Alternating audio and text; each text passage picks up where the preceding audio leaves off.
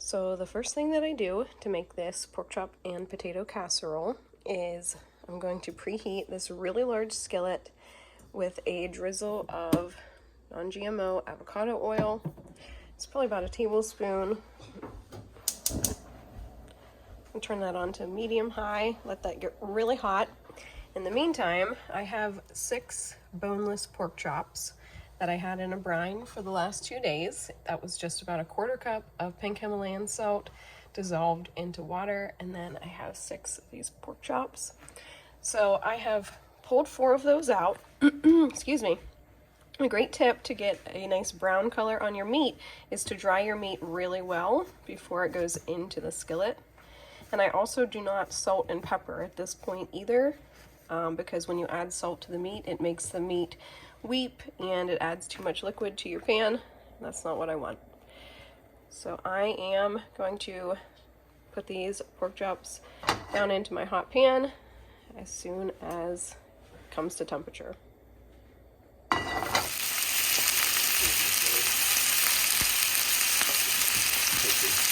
So I just put a lid on those because they are popping everywhere. I got my other 2 pork chops out of my brine. Just drying those off really well. Set the lid to the side real quick. Get our other pork chops in there. Whoop.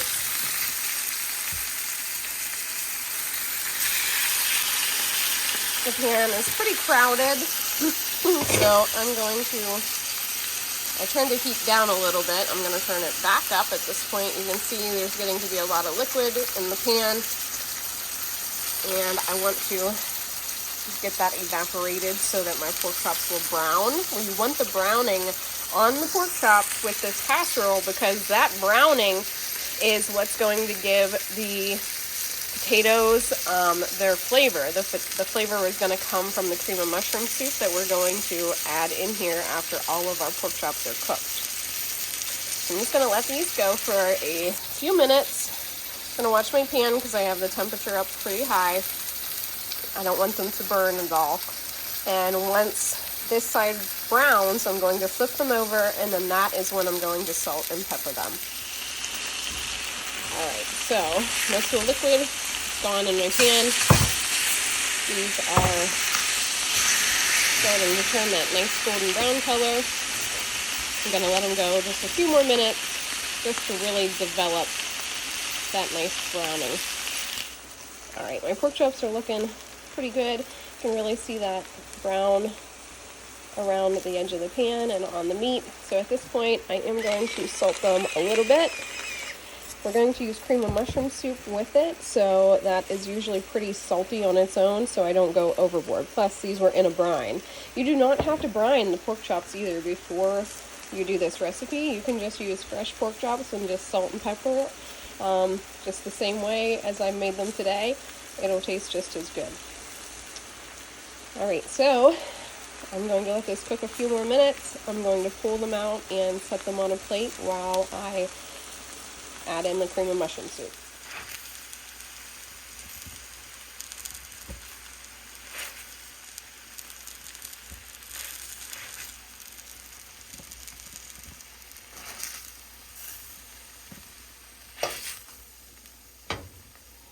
Okay, I've turned my pan down on low, and I'm going to open up 2 cans, 26-ounce cans of cream of mushroom soup. I just have the Great Value brand. Any brand is delicious though. I'm going to add those to this pan and pick up all of those brown bits.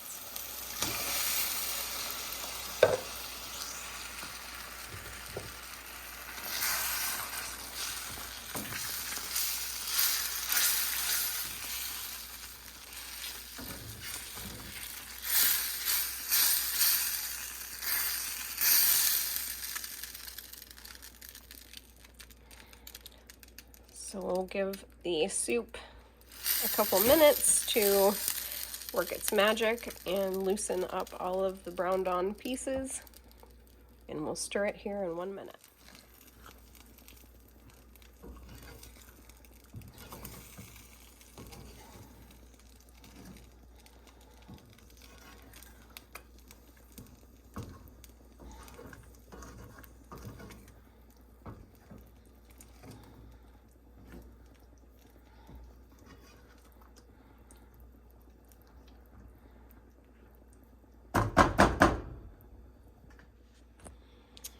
So I've just scraped those sides of the pan a few more times.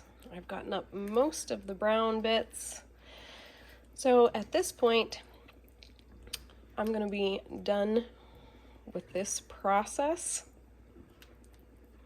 I'm going to shut the heat off, and I'm going to add the pork chops and the gravy mixture into a 13 by 9 baking dish. So we are back from visiting my mom. You probably follow her over on Nani's Life. We are in the midst of doing laundry and dishes and all the good stuff. Brian has pulled our pork chops back out of our cream of mushroom mixture. If you remember, I fried these up, browned them on both sides, just a little salt and pepper, and just deglazed the pan with 2 cans of cream of mushroom soup. My stepdad gave us all these homegrown potatoes. We're going to reserve these 5 big ones to make baked potatoes later in the week, but we are going to use all of these guys. We're going to peel them and dice them in about 1-inch cubes. You want to make all of your potatoes about the same size. We're going to slice them. We're going to peel them and cut them into those 1-inch cubes. And then what we do is we just put them down into this cream of mushroom mixture, and we just stir it up really good. I reserve about a cup of this soup because once our potatoes are down in here and all mixed into the soup, we lay our 6 pork chops on the very top, and then I like to coat each pork chop in the cream of mushroom mixture so they do not dry out while we are baking them. So that's what we're going to do next. All right, so Harper and Brian have finished peeling and cutting up our potatoes into about 1-inch size cubes, maybe a little bit bigger. The smaller you make them, the faster your cooking time will be. They have been washed and drained. So now we're going to bring them over. But you want enough to fill your 13 by 9 inch cooking casserole. So Brian is going to dump those in there. I wouldn't dump all of them in there yet. And once they're in there, then we are going to stir them around and get everything coated really well with the cream of mushroom soup.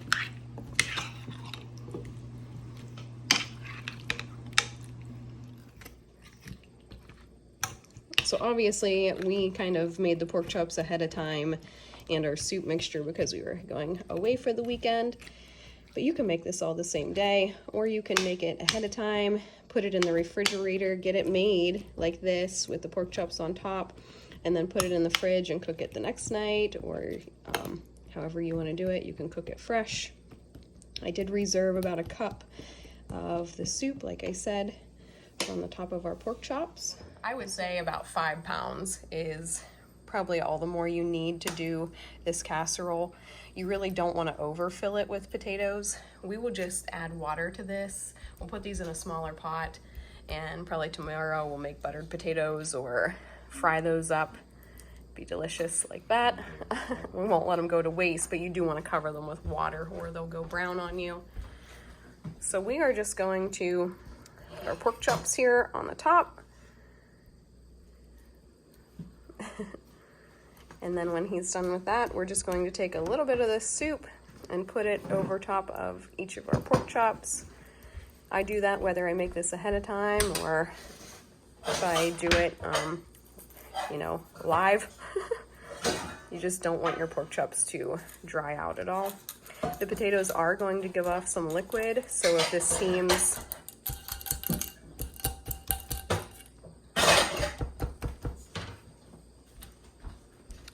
seems pretty thick, that's okay. You don't want it to be too watery. You don't want the cream of mushroom soup to get watered down. So Harper's just adding those potatoes into a smaller pot. She's going to cover those with cold water, put a lid on it, and we're just going to sit it on the counter. Probably cook those tomorrow night. Brian's just smoothing out our soup, and then that's basically it. I will cover this with aluminum foil I have my oven preheated to 350 degrees, and I do let this cook for about 2 hours. I'll do about an hour and a half covered, and then about half hour remaining, I will test the potatoes, see how fork tender they are, and I will take the cover off just to let any of that extra liquid evaporate. So this is gonna go right into the oven. We're all about the teamwork here today. We're gonna set our timer for 90 minutes, 350 degrees Fahrenheit, and we will check back in with you then. So we heard it bubbling over, so we're gonna take a pan with parchment paper, and we're gonna set the casserole, potato casserole thing, on this, or like that. Make sure to do that beforehand so you don't have to clean your oven. And we're also gonna uncover this and reset the timer. How long? For half an hour. And then we'll check it. We baked it for 2 hours at 350 degrees Fahrenheit. And we're gonna let it cool for like probably 10 minutes, I would say.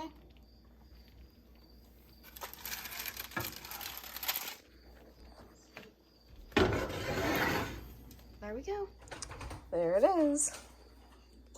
This is one of our absolute favorite casserole concoctions. This was something that my mom, Nani, over on Nani's Life, the Dollar Tree Hauler, this is something she would always cook whenever I was a kid.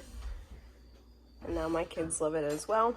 I hope you have enjoyed this pork chop and potato casserole video. We'll see you next time. Bye.